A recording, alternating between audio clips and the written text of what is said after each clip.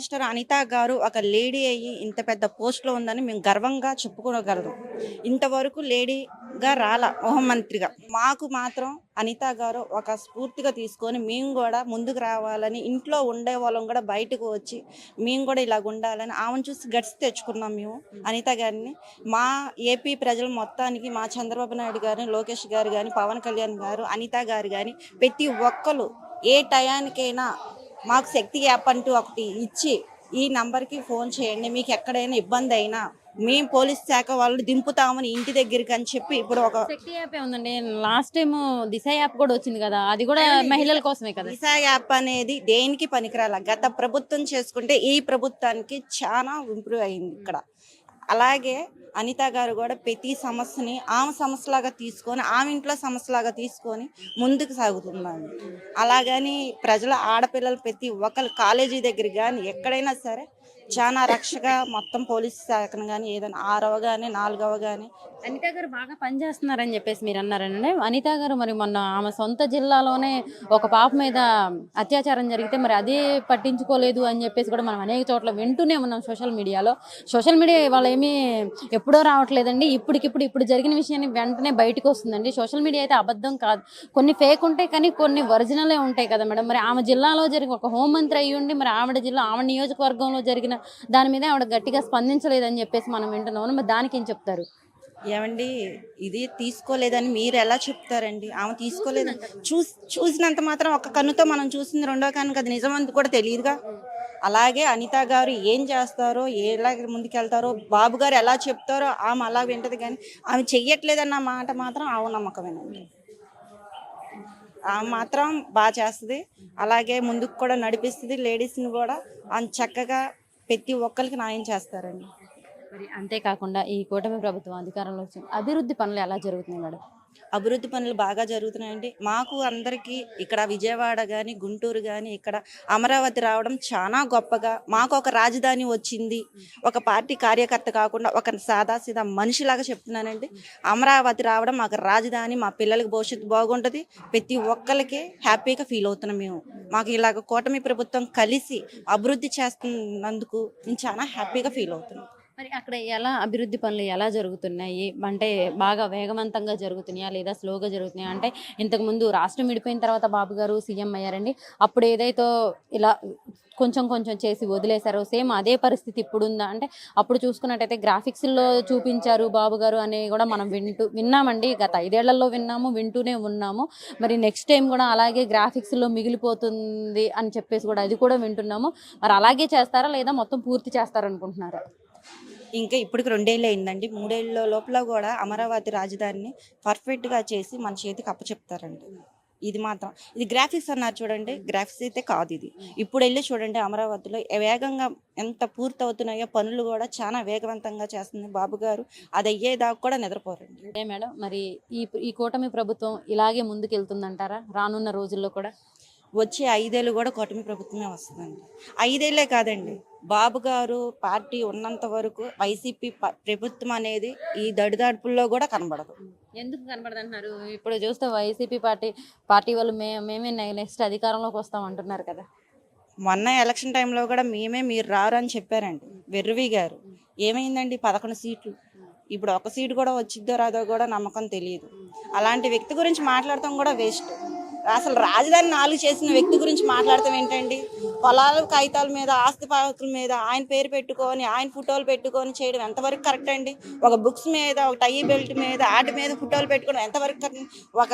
మన రాజ్యాంగాల నుంచి వచ్చిన వల్లభాయ్ సర్దార్ వాళ్ళు పేర్లు ఉన్నాయి, ఝాన్సీ గారు, వాళ్ళ ప్రతి ఒక్కరిని ఫోటోలు తీసుకొచ్చి నారా లోకేష్ గారు ఎంతో అభివృద్ధి చేసుకుంటూ పిల్లలకి చదువు ఇప్పుడు గవర్నమెంట్ స్కూల్లో కలెక్టర్ పిల్లలు కూడా గవర్నమెంట్ స్కూల్లో చేరాలని అంత ఇదిగా వేస్తున్నారు. అంత పైకి తీసుకొచ్చారు గవర్నమెంట్ కాలేజీలు కానీ స్కూళ్ళు కానీ ఏదైనా సరే. ఇప్పుడు మా పిల్లలను కూడా మేము ప్రైవేట్ స్కూల్ మానేసి గవర్నమెంట్ స్కూల్లో వేస్తున్నాం. స్కూల్లో అసలు ఇంగ్లీష్ మీడియం తీసుకొచ్చిందే జగన్మోహన్ రెడ్డి గారు కదండి. జగన్మోహన్ రెడ్డి గారు తీసుకొచ్చారేమోనండి. ఇప్పుడు అభివృద్ధి చేసింది నారా లోకేష్ గారు కదా. అనేక చోట్ల అభివృద్ధి చేశారు కదండి. చేశాడు కాదని నేను చెప్పలేదండి. అయితే ఫుడ్ బాగుందా? డొక్కా సీతమ్మని తీసుకొచ్చారు నారా లోకేష్ గారు.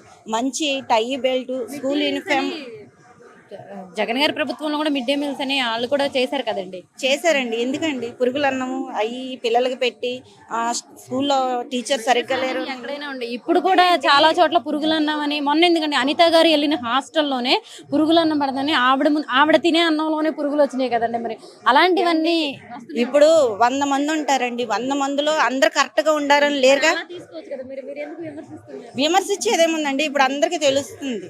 ప్రతి ఒక్కరి కాలేజీకి వెళ్తే ఏ స్కూల్లో అండి కాలేజీల్లో డోర్లు లేకుండా ఉండే బాత్రూంలో ఆయన ప్రభుత్వంలో. ఇప్పుడు వెళ్ళి చూడండి, ప్రతిదీ అభివృద్ధి అయింది. స్కూల్లో చంటి పిల్లలు వాళ్ళు బాత్రూమ్ లేడీస్ వాష్రూమ్కి వెళ్ళాలంటే ఎంత ఇబ్బందికరంగా ఉంటుంది. అలాగే నారా లోకేష్ గారు ప్రతి ఒక్కరికి సౌకర్యంగా ఉందా లేదా అని ప్రతి కాలేజీకి ప్రతి స్కూల్ దగ్గరికి వెళ్ళి ఇప్పటికీ ఆయన మొత్తం సేకరిస్తున్నారు. ఇంకా అభివృద్ధి తీసుకొస్తాడు. మా పిల్లలనే కాదు, ప్రతి పిల్లలు ఏపీ ప్రజల పిల్లలు మొత్తానికి ఆయన ఉంటే అభివృద్ధిగా పిల్లలు ఇంకా టెక్నాలజీ ఇంకా బాగా తీసుకొస్తాడని మేము కోరుకుంటున్నాం. ఓకే అండి, బాగుంది ఇదైతే. మరి చంద్రబాబు నాయుడు గారు చూసుకుంటే ముగ్గురిని కనండి, నలుగురిని కనండి, 40,000 ఇస్తాం, 30,000 ఇస్తాం అని చెప్తున్నారు. మరి దానికేం చెప్తారు మీరు? ఇప్పుడున్న వాటిల్లో అసలు స్కూల్కి పంపించాలంటే పిల్లల్ని ఎల్కేజీ నుంచి యూకేజీకి పంపించాలంటేనే లక్షల్లో వేలల్లో అవుతుందండి. అంటే ఎవరి స్థాయికి వాళ్ళకి, 1,00,000 వచ్చిన వాళ్ళకి 1,00,000 పెట్టి చదివించుకుంటున్నారు, 1,000 వచ్చిన వాళ్ళకి వేల పెట్టి చదివించుకుంటున్నారు. ఒక హాస్టల్లో వేలన్నా సంవత్సరానికి 1,50,000 2 లక్షలు అవుతున్నాయి. ఇంతకుముందు చూసుకుంటే కాలేజీ ఫీజులు లాస్ట్ ఇయర్ నుంచి ఈ ఇయర్కి చూసుకుంటే ఒక్కసారిగా 50,000 60,000 పెంచడం జరిగిందండి కాలేజెస్లో కూడా. మరి ఇలా కార్పొరేట్ ఇంత పెరిగిపోయినప్పుడు మరి ఇంత ఇద్దరిని ముగ్గురు నలుగురిని కంటే అసలు ఎలా పెంచగలరండి? ఇప్పుడు రేట్లు పెరిగిపోయినాయి, ఆయిల్ రేట్లు కానీ, కూరగాయల రేట్లు కానీ, బంగారం రేట్లు కానీ ఏది కొనే పరిస్థితి లేదు. ఇలాంటి పరిస్థితుల్లో మనం ముగ్గురిని నలుగురిని కంటే ఎలా పెంచగలరండి? గత ప్రభుత్వం కన్నా చూసుకుంటే ఉప్పు పప్పు అవన్నీ ఇప్పుడు చాలా తక్కువగా ఉన్నాయండి. గత ప్రభుత్వంలో 200 ఉంటే ఇప్పుడు 150లో ఉంది. అలాగే ఇంకా తగ్గే అవకాశాలు కూడా ఉన్నాయి. ఇప్పుడు నలుగురు ముగ్గురిని కనమని చంద్రబాబు నాయుడు గారు చెప్పారని అంటున్నారు కదండి. అభివృద్ధి రావాలి, అభివృద్ధి పెంచాలి, జనాలు ఇంకా ఎక్కువ అవ్వాలి అన్న ఉద్దేశంతో అన్నారు ఆయన. అయితే ఎలా పెంచాలి, ఎలా పెరుగుతారు పిల్లలు అని మీరు క్వశ్చన్ వేశారు మమ్మల్ని. అయితే పిల్లలకి చదువుకోవడానికైనా ఉన్నత స్థాయిలో ఉండాలన్నా ఆ టెక్నాలజీ కూడా తీసుకొచ్చే సూచనలు ఉన్నాయండి చంద్రబాబు నాయుడు గారు. దానికి తప్పుడుగా పేటీఎం బ్యాచ్లు ఉద్దేశించి మాట్లాడితే దానికి మనం చేసేదంటే వాళ్ళకే వదిలేస్తాం. ఓకే అండి, మరి ముందు రోజుల్లో మళ్ళీ నెక్స్ట్ టైం గవర్నమెంట్ అధికారంలోకి వస్తే పవన్ కళ్యాణ్ గారికి సీఎం ఇస్తారు. ఎందుకంటే ఇప్పుడు డిప్యూటీ సీఎంగా ఉన్నారు కాబట్టి ఆయనకి ఏమైనా సీఎం ఇచ్చే ఛాన్స్ ఉందంటారా? అంటే ఆయన ఓట్ బ్యాంక్ని చూసి కనుక ఆయనకి ఏమైనా ఇచ్చే అవకాశం ఉందంటారా? ఉండొచ్చండి, నేను కాదని చెప్పను. అయితే విద్యాశాఖ మంత్రిగా ఇప్పుడు నారా లోకేష్ గారు చేస్తున్నారు. చంద్రబాబు నాయుడు తర్వాత మేము లోకేష్ గారు రావాలనుకుంటున్నాం. అలాగని మేము పవన్ కళ్యాణ్ తక్కువ చేయం. మేము పవన్ కళ్యాణ్ అభిమానులే. అయితే పవన్ కళ్యాణ్ గారికి ఇచ్చినా మాకు ఇష్టమే, లోకేష్ గారికి ఇచ్చినా మాకు ఇష్టమే. అయినా సరే మాకు చంద్రబాబు నాయుడు గారు కావాలని మేము కోరుకుంటున్నాం. కూటమి ప్రభుత్వం చాలా బ్రహ్మాండంగా ఉందండి. ప్రతి ఒక్క స్థానికులు చాలా సంబరాలు చేసుకుంటున్నారు స్థానికంగా. ఎందుకంటే మధ్య తరగతి వాళ్ళకి ఇది కూటమి ప్రభుత్వం అనేది ఒక జన్మ హక్కులా ఫీల్ అవుతున్నాము. ఎందుకంటే ఇక్కడ సెంట్రల్ నియోజకవర్గంకి వచ్చేసరికి శ్రీ బోండమ్మ మైసూర్రావు గారు అన్నగారు ఏదైనా పేదలకి సమస్య ఉంది అంటే వెంటనే తక్షణమే మొత్తం ఎమ్మెల్యే గారే కాకుండా తన తనయులు కూడా పీపోరు ద్వారా పథకం ద్వారా లేని వాళ్ళకి నేనున్నాను అనుకుంటూ పీపోరు పథకం ద్వారా ఆయన తోసిన సహాయం ఆయన చేస్తున్నారు. మరి ఎమ్మెల్యే గారు వచ్చేసరికి ఆయన ఇస్త్రీ బళ్ళు కానీ తోపుడు బళ్ళు కానీ ఏదైనా తనకు తోసిన సాయం ఏ సమస్య అయితే వెళ్తారో ప్రజలు ఆ సమస్యను తక్షణమే పరిష్కార విధంగా పనిచేస్తుంది సెంట్రల్ నియోజకవర్గం. మరి అంతేకాకుండా మేడం ఇప్పుడు కింద నాయకులు ఎవరైతే అంటే ఇప్పుడు కింద నాయకులు అంటే కింద అని కాదు, పైనుంచి ఎమ్మెల్యే నుంచి మళ్ళీ తర్వాత ఇట్లా ఉంటారు కదా, ఏదైతే కింద స్థాయి నాయకులు ఉన్నారో వీళ్ళంతా చూసుకున్నట్లయితే అంటే వాళ్ళే గొడవలు పడుతున్నారు. వాళ్ళకి సఖ్యత లేదు. ఏదైతే కూటమిలో ఉన్నారో అంటే జనసేన వాళ్ళైతే ఏంటి, టీడీపీ వాళ్ళైతే వాళ్ళకి సఖ్యత లేదు, వాళ్ళలో వాళ్ళే కొట్టుకుంటున్నారు అని చెప్పేసి అనేక చోట్ల ఇలాంటివన్నీ మనం వింటున్నాం మేడం. ఇక్కడ ఎలా ఉంది? ఇది అసత్యం అండి. సెంట్రల్ నియోజకవర్గంకి వచ్చేసరికి అదే లేదు. అంతా బోండమ్మ మహేశ్వరరావు గారు బీజేపీ కానీ మన జనసేన కానీ మా టీడీపీ కానీ ఒకే దీంట్లో చూస్తారు. వాళ్ళు వేరే పార్టీ వాళ్ళు వేరే పార్టీ వాళ్ళు వాళ్ళే అవసరం లేదు, మనమే టీడీపీ వాళ్ళమే కావాలి అనే తత్వం ఇక్కడ లేదు. ఇక్కడికి వచ్చేసరికి మా నియోజకవర్గంలో అయితే మాత్రం ఇలాంటి గొడవలు గోళ్ళు లేవు. అందరం ఐక్యతతో ముందుకెళ్తున్నాము. మాది వచ్చేసరికి 63వ డివిజన్. 63వ డివిజన్లో నాకు 62వ డివిజన్లో మా వారు ఇన్ఛార్జి. ఈ 2 డివిజన్లో నేను చూసుకుంటే కనుక జనసేన వాళ్ళు, టీడీపీ వాళ్ళు, బీజేపీ వాళ్ళు ముగ్గురం ఒకే దాటికి ఏ ప్రోగ్రాంలు ఉన్నా కలిసి చేసుకుంటున్నాము. అలాంటి ఇబ్బందులు లేకుండా మాత్రం మా వరకు లేదు, మా నియోజకవర్గంలో కానీ మా డివిజన్లో కానీ. అంతేకాకుండా మేడం అభివృద్ధి విషయానికి వచ్చేసరికల్లా అమరావతి రాజధాని ఉంది. అక్కడ అభివృద్ధి ఎలా జరుగుతుంది మేడం? బాగా జరుగుతుందా లేదా పనులు మెల్లగా జరుగుతున్నాయా, లేదంటే గతంలో బాబు గారు గ్రాఫిక్స్ చూపించారని చెప్పేసి ప్రతిపక్షాలు అంటూ ఉంటాయి, అదే జరుగుతుందా?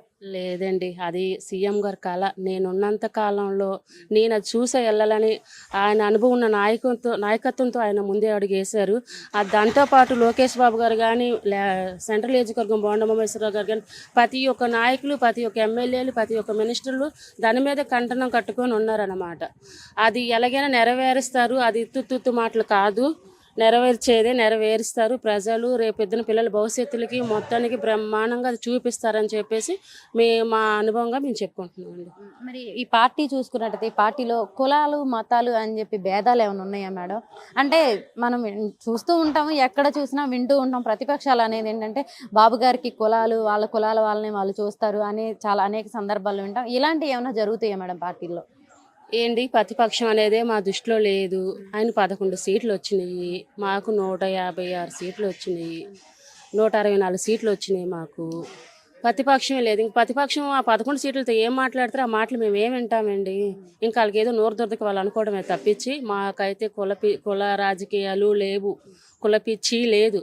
అందరం ఒకటే, ఏ కులమైనా సరే ఒకే ధీటుగా వెళ్తున్నాం, ఒకే ధీటుగా పని చేసుకుంటున్నాం. ఏ ప్రజలు వచ్చినా, ఏ కుల మతాలు వచ్చినా సరే వాళ్ళకి మేము పని చేయాలనే దీంట్లోనే ఉన్నాం తప్పించి ఈ కులం ఆ కులం అనేది మాత్రం మాలో క్వశ్చన్ లేదు, మీ క్వశ్చన్కి ఆన్సర్ చెప్పాలని లేదు.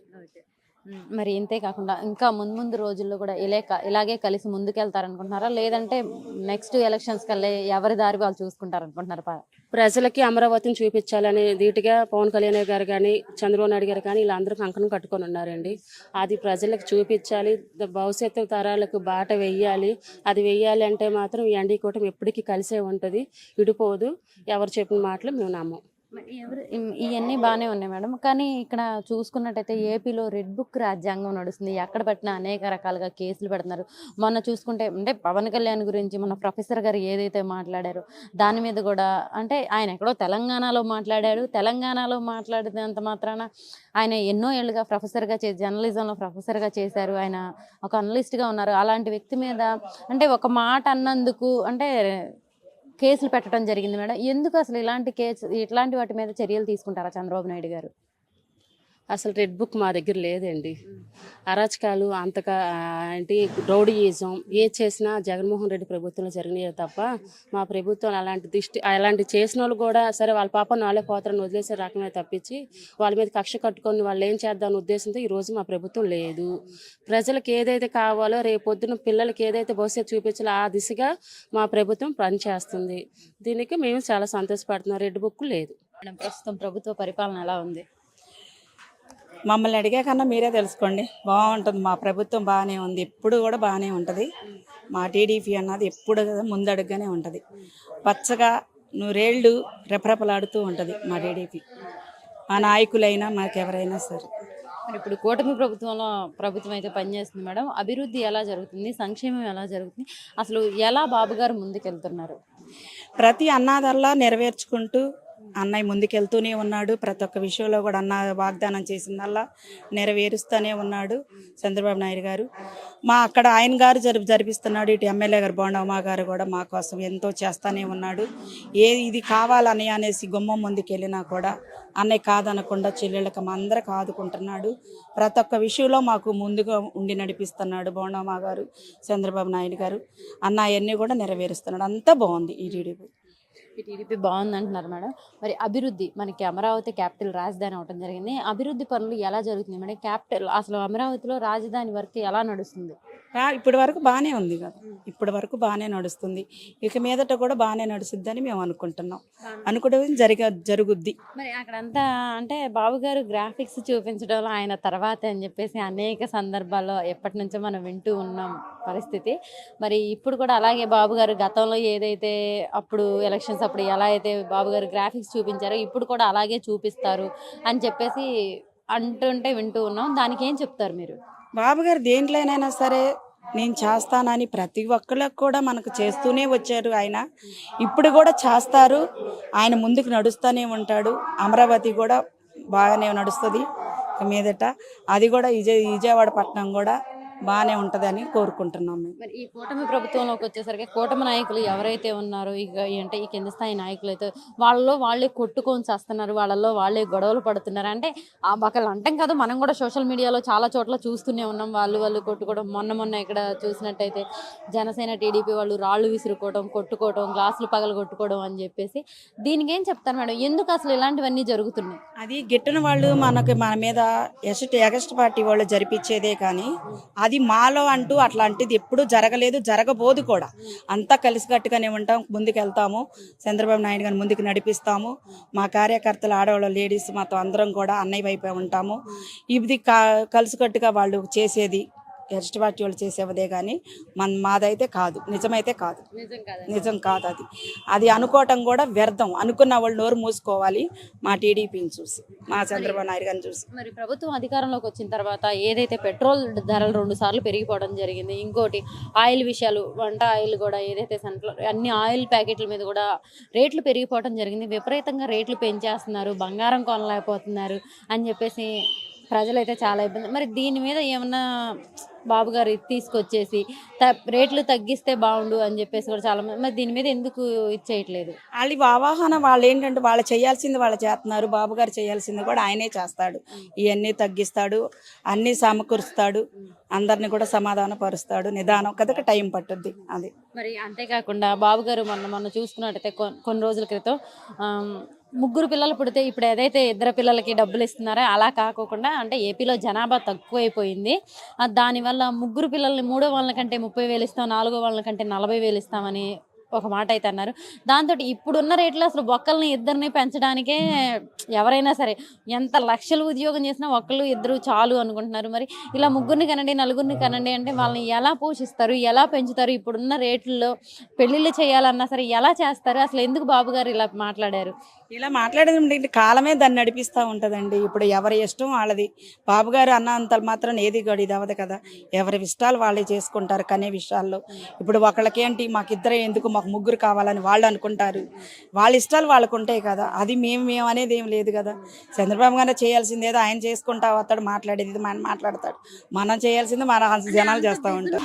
కూటమి ప్రభుత్వం డబుల్ ఇంజిన్ సర్కారు. ఇప్పుడు ఒక ఇంజన్ ఉంటే బండి ఎలా నడుస్తుంది, కొంచెం స్లో ఉంటుంది. డబుల్ ఇంజిన్ సర్కార్ అంటే అభివృద్ధి, సంక్షేమం 2 కళ్ళుగా పరుగులు తీస్తూ ఉంది. కాబట్టి కూటమి ప్రభుత్వం బ్రహ్మాండంగా అభివృద్ధి దిశగా యువతకి ఒక రాబోయే రోజుల్లో ఒక పెద్దపీట వేసే దిశగా మా ప్రయాణం జరుగుతుంది. రాబోయే రోజుల్లో కూడా ఇదే ఉత్సాహంతో చంద్రబాబు నాయుడు గారు నవయువకుల్లా పనిచేస్తారు. మా జాతీయ వర్కింగ్ ప్రెసిడెంట్ వచ్చేసి నారా లోకేష్ గారు కూడా ఇదే ఉత్సాహంతో తాత తండ్రి భావాలు పుణికిపుచ్చుకొని రాష్ట్రాన్ని ప్రగతి పదంలో తీసుకెళ్తారని మేము బలంగా నమ్ముతున్నాం. మరి అంతేకాకుండా ఏదైతే అమరావతి రాజధాని అయిందో మరి ఆ రాజధానిలో పనులు ఎలా జరుగుతున్నాయి మేడం? ఇది ప్రతి ఒక్కళ్ళు కూడా ఇది ముందు రాష్ట్రం యావత్తు తెలుసుకోవాల్సిన విషయం. రాజధాని అనేది రాష్ట్ర నడిబొడ్డున ఉంది. ఇది వచ్చేసి స్వయం ప్రతిపత్తి కలిగినటువంటి రాజధాని. అంటే ఏంటంటే దాని రాజధానికి ఇప్పుడు మన కేంద్రం నిధులు ఇచ్చింది. అది కొంతకాలం ఆ రాజధాని అనేది మనం డెవలప్ చేస్తే ఆ రాజధాని మీద మనం తీసుకున్న లోన్స్, అప్పులైతే ఏమైనా దానికి డబుల్ ఆదాయం ఇచ్చి రాష్ట్ర ప్రగతికి ఆ లోన్స్ అనేవి కూడా దానంతటా అదే స్వయం ప్రతిపత్తితో స్వయం ఆదాయంతో తీర్చుకోగలిగిన రాజధాని. భారతదేశంలో కూడా ఇట్లా స్వచ్ఛందంగా భూములు ఇచ్చి స్వచ్ఛందంగా స్వయం ప్రతిపత్తి కలిగిన రాజధాని అనేది ఎక్కడా లేదు. ఇది ఒక చరిత్ర అవుతుంది. ఏదో ఒక చరిత్ర అవుతుంది అంటున్నారు, కానీ వాళ్ళ వర్గం అక్కడ ఉంది కాబట్టి, వాళ్ళ కులాల వాళ్ళు అక్కడ ఉన్నారు కాబట్టి పార్టీకి స్థలాలు ఇచ్చారు, అక్కడ వాళ్ళని డెవలప్ చేసుకోవడానికే ఇక్కడ స్థలాలు ఇచ్చారని కూడా అనేక సందర్భాల్లో మనం వినటం జరిగింది మేడం. దానికి ఏమంటారు? అంటే ఇప్పుడు ఏదో నోటికి వచ్చినట్టు మాట్లాడితే అవ్వదు. ప్రతిదీ కూడా అకౌంటబిలిటీ రికార్డు ఉంటుంది. రికార్డు మీరు వెరిఫై చేయండి. ఎక్కడ ఏ ఏరియాలో బీసీలు ఎంతమంది ఉన్నారు, ఓసీలు ఎంతమంది ఉన్నారు, ఏ క్యాస్ట్ ఏంటి అనేది కూలంకషంగా ప్రతి ఒక్కరికి తెలుసు. రాజధానిలో ఎస్సీ కేటగిరీ కానీ బీసీలు కానీ ఎక్కువ ఉన్నారని చెప్పేసి అనేక గణాంకాలు అధ్యయనాలు కూడా చెప్తున్నాయి. ఇట్లాంటి కళ్ళబొల్లి కబుర్లు చెప్తే అది పాతకాలం కాదు నమ్మటానికి. ఇదంతా సోషల్ మీడియా యుగం. వితిన్ 2 minutes కూడా కాదు, వితిన్ సెకండ్స్లో నువ్వు చేసేది మంచిగా చెడు అనేది ప్రతి ఒక్క మారుమూల మొబైల్ ఉన్న ప్రతి ఒక్క మనిషి దగ్గర కూడా చేరిపోతుంది. మనం ఏదో కళ్ళబొల్లి కబుర్లు అబద్ధాలు చెప్పేసి మనం ముందుకెళ్దామంటే అవ్వదు. ఎందుకంటే ప్రభుత్వం అనేది నువ్వు చేసే పనులు మీరు తప్పుగా వక్రీకరించాలని ఎన్ని చేసినా సరే సోషల్ మీడియాలో అబద్ధాలు ఎంత ప్రచారం చేసినా సరే అవనేది నిజం అనేది ఎక్కువ టైం కాదు, ఎమ్మటే తెలిసిపోతుంది. ఎన్ని ఫేక్ ప్రచారాలు చేసినా ఎమ్మటే తిప్పుకొడుతున్నారు, సామాన్య ప్రజలు తిప్పుకొడుతున్నారు. సరేనండి, మరి అమరావతి రాజధాని అయినప్పటికీ కూడా మావిగన్ అనే ఒక నినాదం జగన్ గారు చేశారండి, దానికి ఏం చెప్తారు? అందరూ చిన్నపిల్లలు కూడా నవ్వుకుంటున్నారు. అసలు మావిగన్ ఏంటి, ఆల్రెడీ డెవలప్ అయింది కదా. గుంటూరు, విజయవాడ ఇవన్నీ కూడా డెవలప్ అయినాయి. ఏంటంటే వాళ్ళు చెప్పేది ఇప్పుడు ఏదో ఒక అధికార పార్టీ వాళ్ళు రాజధాని మూలాన లబ్ధి పొందుతారు అని చెప్పేసి ఒక అపోహ జనాల్లో క్రియేట్ చేద్దామని చూస్తున్నారు. కానీ అది తప్పు. ఎందుకంటే ఏదైనా సరే ఇప్పుడు చెప్తున్నాను కదా, సోషల్ మీడియా యుగం ఇది. మీరు ఎంత ఫేక్ అనేది ప్రచారం చేయాలన్నా సరే ఎక్కువ రోజులు దాగదు. అది మొత్తం చాలా ట్రాన్స్పరెన్సీ ఉంది రాజధాని విషయంలో కానీ ప్రతిదీ కూడా. అది మొత్తం ప్రజల ముందు తెలుసు, ప్రజలకి తెలుసు.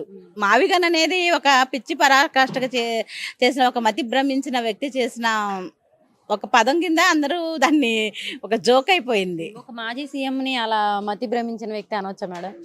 అంటే మాజీ సీఎం అంటే ఆయన అసలు మీరు ప్రెస్ మీట్లు చూస్తున్నారు కదా, అసలు ఎట్లా మాట్లాడుతున్నాడు ఆయన? ఒక్కటన్నా అసలు ఒక పద్ధతి, ఒక విధానం ఉందా? ఏదో ఒకటి వచ్చి మాట్లాడాలని చెప్పేసి అని వచ్చి మాట్లాడుతున్నారు, కానీ అది ఆయనకే రివర్స్ అవుతుంది. ఒకసారి వచ్చి మావిగన్ అన్నాడు. మావిగన్ అంటే మరి ఆయన మాజీ సీఎం అయిన ప్రస్తుత సీఎం మావిగన్ పేరు వింటేనే నిద్ర పట్టట్లేదు, భయపడుతున్నాడు అని మరి ఆయన అనొచ్చా? ఆయన అనకూడదు కదా.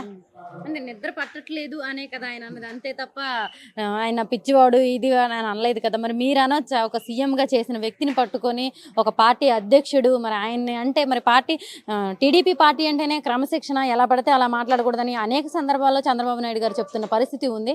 మరి మీరే అంటే మీరు ఇలా అన్నారని కాదు, అనేక మంది కిరాక్ ఆర్పీ అయితే ఏంటి, మొన్న చూసుకుంటే సోషల్ మీడియా ఎలాగో ఫాలో అవుతూనే ఉంటారు కాబట్టి యువ సామ్రాట్ అనే వ్యక్తి అయితే ఏంటి, ఒక మాజీ సీఎంని పట్టుకొని కుక్కతో పోల్చడము, ఎలా పడితే అలా మాట్లాడడం, వీటి మీద ఎందుకు బాబు గారు చర్యలు తీసుకోవట్లేదు అసలు?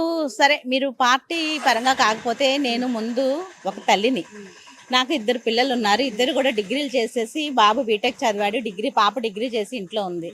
అదే మీరు గత 5 ఏళ్లలో ప్రజలు అద్భుతమైన తీర్పునిచ్చారు. గత 5 ఏళ్లలో మీరు రాజధాని డెవలప్ చేసి చదువుకున్న పిల్లలకి మీరు పరిశ్రమలు తీసుకొచ్చి వాళ్ళకి ఆదాయ మార్గం చూపిస్తే మిమ్మల్ని నెత్తిన పెట్టుకుంటాం. నేను ఇప్పుడు పార్టీ వ్యక్తిగా మాట్లాడలేదు, ఒక తల్లిగా మాట్లాడుతున్నా.